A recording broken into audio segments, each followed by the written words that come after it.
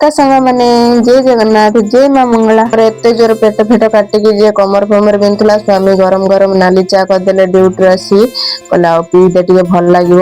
ଆଉ ମତେ ମୋ ସ୍ଵାମୀ ଏଇ ଟାଇମ ରେ ନା ବହୁତ ହେଲ୍ପ କରନ୍ତି। ଭାଇ ମାନେ ଭିଡିଓ ଦେଖୁଛନ୍ତି ପ୍ଲିଜ ଆପଣ ମାନେ ଆପଣ ସ୍ତ୍ରୀ ମାନଙ୍କୁ ଏମିତି ହେଲ୍ପ କରନ୍ତୁ କାରଣ ପିରିୟଡସ୍ ଟାଇମ ରେ ବହୁତ କଷ୍ଟ ହୁଏ।